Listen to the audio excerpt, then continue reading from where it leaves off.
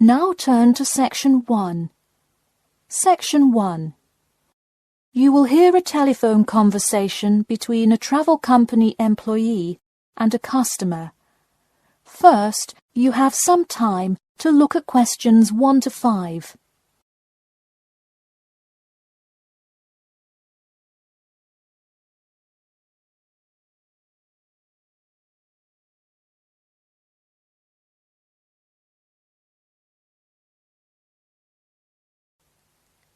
Now we shall begin. You should answer the questions as you listen, because you will not hear the recording a second time. Listen carefully and answer questions 1 to 5. Hello? Hi, good morning. This is Talia from Parrot Bay Travel Agency. Is Robert Goddard there? Yes, speaking. I'm so sorry that I made such an early phone call, and I'm calling to ask a few questions about your most recent vacation. Could I have 5 minutes of your time? Sure thing. Great, thanks. Now, I see here that you visited Melbourne. Was this your first visit to Melbourne? No, I have actually been there twice before. I see. Now, what would you say was your favourite part about Melbourne? Well, I did like seeing the exotic wildlife, and there are great sights to see, but I have to say I was most impressed by the amazing weather. Yeah, the weather there is amazing. Which of the sites listed as part of our official tour did you see? And of those, which was your favourite? First I saw the theatre, which was beautifully designed. It was not nearly as cool as the town hall, though. The building is a huge part of Melbourne's history. Definitely my favourite. I saw the aquarium too, but wasn't too impressed. I see. Yes, people often have great reviews of Town Hall. Now, I would like to ask you about your dining experience. Did you enjoy the food there? Absolutely, I loved it. I'm glad to hear it. Could you tell me a little bit about what you most enjoyed about the food? Being such an international city, I loved the variety. I could find any type of food I wanted, whether I wanted seafood, burgers, or anything else. You name it, and they had it. Did you drive to Melbourne? No, I flew. I thought about going by train, but in the interest of time, I decided to go by plane. Right, I see. Before you hear the rest of the conversation, you have some time to look at questions 6 to 10.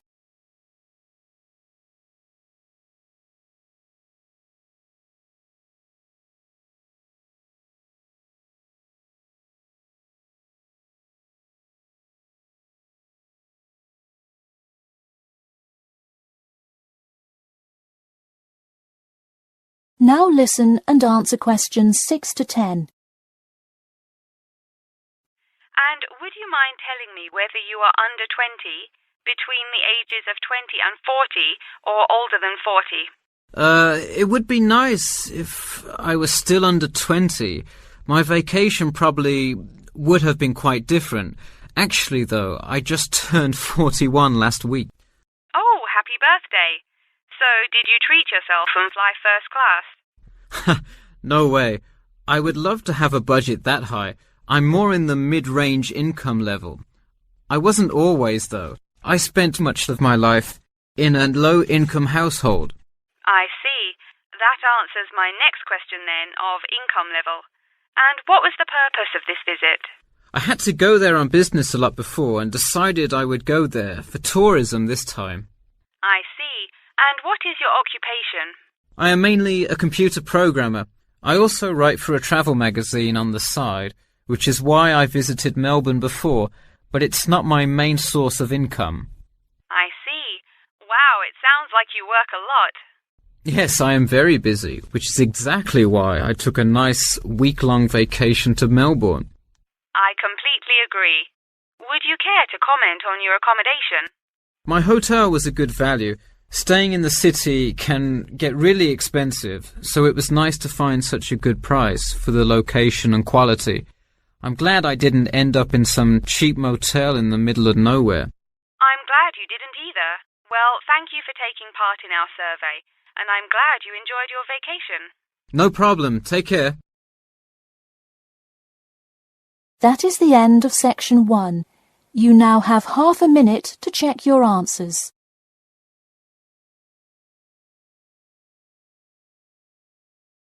Now turn to Section 2. Section 2. You will hear a talk about the main points of interest and the improvements made in the area. First, you have some time to look at questions 11 to 15.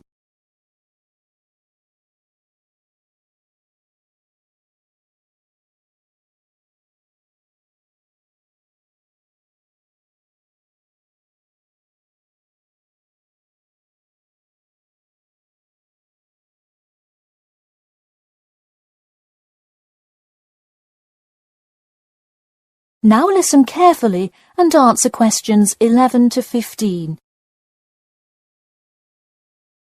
Thank you all for coming to our community meeting.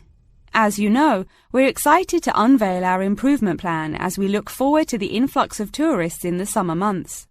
I'll start with a quick overview of the main points of interest in the area for anyone who may not quite know his or her way around yet, and then I'll get to the improvements made. First off is my favourite, the Science Museum, which is on the corner of St George Road. If you have not visited yet, I encourage you to go before the busy season. It is absolutely spectacular. There is even a flight simulator you can try out. Just west of the Science Museum is the National History Museum. It's a sight not to be missed as well, with each floor devoted to a different era in our nation's history. There are special exhibits for children with interactive games and fun history lessons too. If you're looking for parking, it is available on the intersection of Queen Street and South King Street in the car park. Standard hourly and daily rates do apply. The best place for souvenirs is the shopping mall, though it gets extremely busy during peak times. You can get there from the Tube or the entrance on Timber Road, just south of Cornwall Road. This area has students everywhere, usually from the primary school across the street from the shopping mall.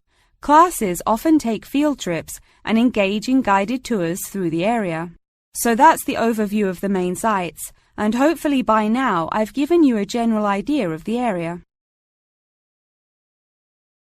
Before you hear the rest of the talk, you have some time to look at questions 16 to 20.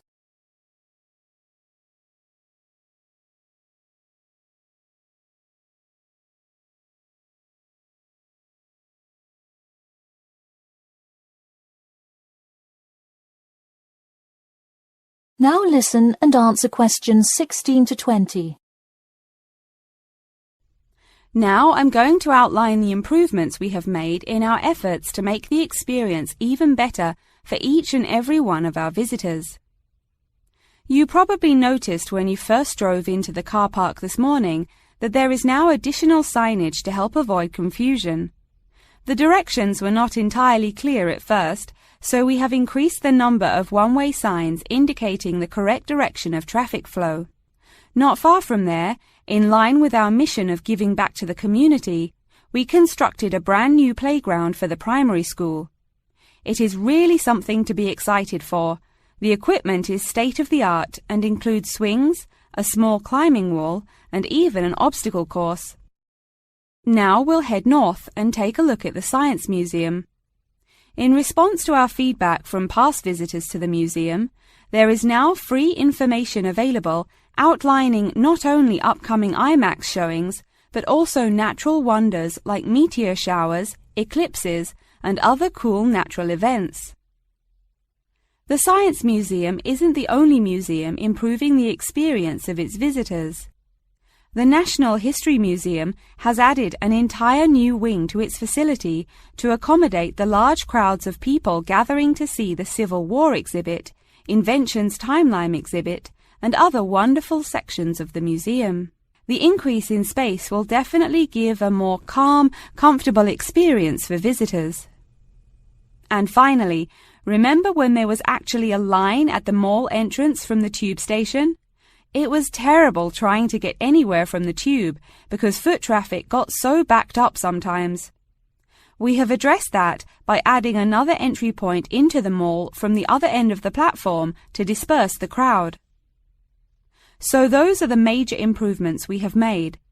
Clearly, having too many people that want to visit and enjoy what our community has to offer the public is a good problem to have, and I am confident that we have made the changes necessary to accommodate the growing interest in the area. As always, we welcome any questions, comments or concerns about the new improvement plan. In a few minutes, I will open up the floor for questions, but you can also contact me or any other board member by email or through the City website. Thank you for coming, and I now encourage you to stay for the questions and answers panel occurring between now and 10:30. That is the end of Section 2. You now have half a minute to check your answers.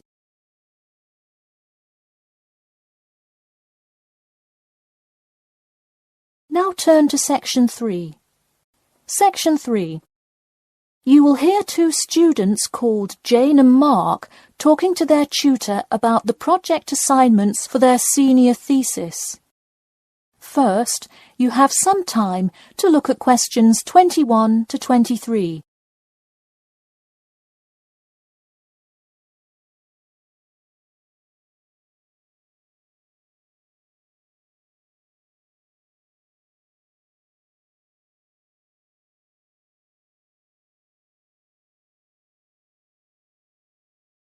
Now listen carefully and answer questions 21 to 23. So, you were both given your project assignments for your senior thesis today, right? Yes, and we already have to submit our topics next week. But how could they give us a grade this soon? No, next week's due date will not be counted towards your final grade. The teachers are just going to read your topic and give you feedback. Oh, I see. So first we should come up with our topics, and then what? Well, once you know what you want to study, you need to think about how you'll study it. You need to decide on your research methods. The methods will be the main part of your paper. What about the results section? Well, I can give you feedback on that, but you will be the one carrying out an experiment, and thus will have to produce the results on your own. What I would like to do today is practice writing research papers before you even begin your report. I'll give you samples of old data from past experience, and you can practice writing results and drawing conclusions. I think that would be really helpful. Yeah, it sounds like a lot of extra work, but I'm sure it would make our actual project easier. You're exactly right. So let's get started. First, let's try this simple experiment on fruit flies. Read the information and then take 25 minutes to summarize a results and conclusion section. That's really important. Pay attention to the time limit. Okay, does it still have to be 6,000 words? No, don't worry about that. What if we get off topic? I wouldn't worry too much. You'll have so much information to write about that it should be easy to stay on topic. Before you hear the rest of the talk, you have some time to look at questions 24 to 30.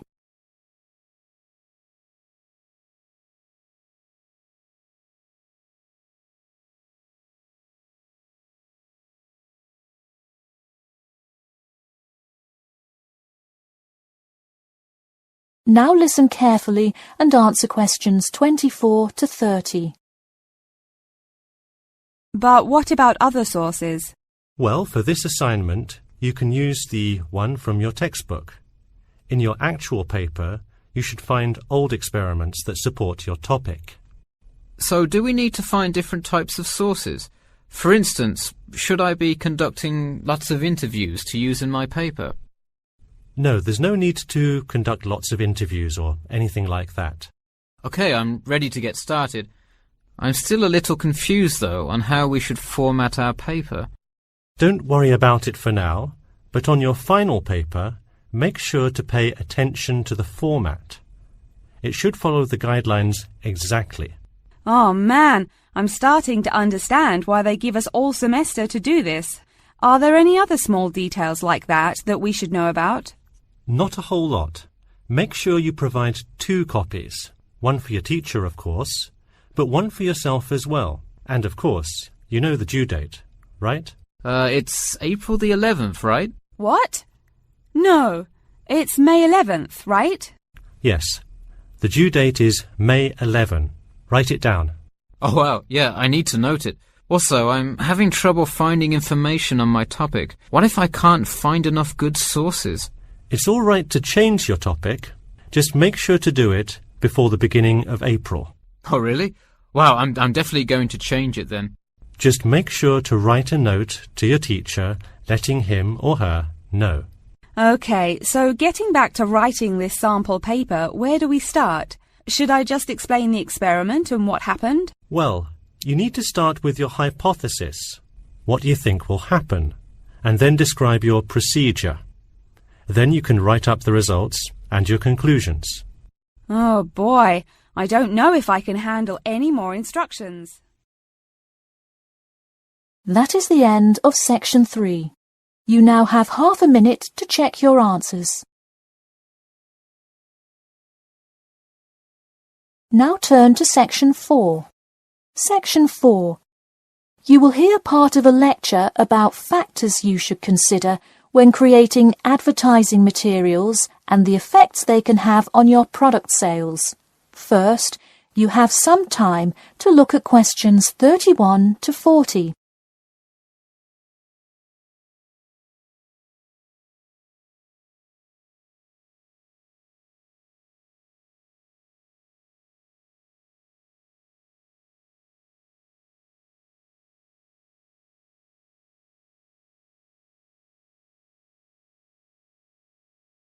Now listen carefully and answer questions 31 to 40. Hello class, and welcome back to Marketing Strategies. This week I will expand upon last week's lecture by talking about factors you should consider when creating advertising materials and the effects they can have on your product sales. Lesson 1. Limit your advertising to the geographic area of your target market. Though you may have a product that people want in a large area, the distance that customers are willing to travel is a significant factor in their choice of where to purchase that product. Take this example. If you're really hungry and decide you want a burrito, would you choose the restaurant that is a block from your apartment, or the one that is just as good, or even slightly better, across town? Of course, you'd pick the closer restaurant. Next, there's the method of communication to your target market. How do you decide among radio ads, TV commercials, flyers, or even word of mouth? While we often think of the visual presentation of ads, there's much more to advertising than the look. Studies show that consumers are much more likely to remember advertising slogans if there's also a sound plate. Did you know that your sense of smell is closely linked with memory? Think about Mandy's candy store up the road. Every time you walk past it, you can just smell the chocolate, right? I bet you can almost smell it now. Just mentioning the name brings about the smell memory and, in turn, a chocolate craving. What better way to sell chocolate bars? Obviously, sometimes appealing to the senses isn't the most practical way to advertise. For example, it's a good idea to come up with a marketing strategy that adapts to the product, especially digital products. The flexibility of this kind of products is extremely important, so it's very common for advertisers to form one single layout for all of their ads, the visual, the medium, even the majority of the content, and simply update the ad each time they come out with a new version. Remember, advertising is all about stirring up the right feeling in your potential customers, whether by stimulating the senses, appealing to the intellect, and so on. Once the customer experiences the ad, the important thing is his or her reaction. Someone could love the ad you made, but unless he or she considers buying the product, you've failed to get the reaction you were looking for. So once you have successfully reached your target customer, and you have his or her business, often you'll want to expand to a larger market. More often than not, the same marketing strategies you used in your small campaign may not work for a larger audience. The larger you scale your product, the more factors you must consider. For instance, Apple operates worldwide, so they must tailor their advertising for each market they enter.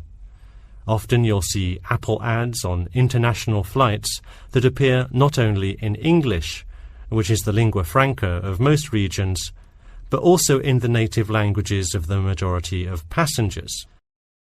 I travelled to Russia last week, and it was really interesting to see the same Nike ad that I've seen 100 times, except this time it was in Russian. Okay, going back to the medium of the advertisement, even after choosing to create print ads instead of radio announcements, television commercials, etc., there is more to consider. If you print your ad in a newspaper, it will be read by a far different audience than if you print your ad in a popular magazine. Would you put an ad for the new Justin Bieber album in a newspaper? Probably not, because that product is most suitable for youths. Let's face it, do you know anyone under the age of 25 that buys a newspaper? No. Now let's try a few strategy exercises. Imagine you're a company that is aiming to improve the environment by making products that reduce human waste. How would you advertise your product? Clearly it would send the wrong message if you put up flyers or other materials that cause lots of waste paper. Consider instead putting commercials on the Health Channel or buying ad space on websites like UNESCO. Or here's another example. What is one great place to advertise suntan lotion? How about a swimming pool? It has the exact group of people that need the product. Alright, one last thing. Let's say you're filming a commercial for a water filter pitcher. What would be good scenery to use for the background? Think about somewhere calm and relaxing with clean, fresh water. Can't you see how much more effective a commercial with the beautiful scenery and flowing rivers of a national park would be than, say, water dripping from a tap? So to wrap things up today, think about the geography of your target market, the type of marketing material you should use, and the most effective way to appeal to the customer in order to make a successful ad campaign. That is all I have for you today.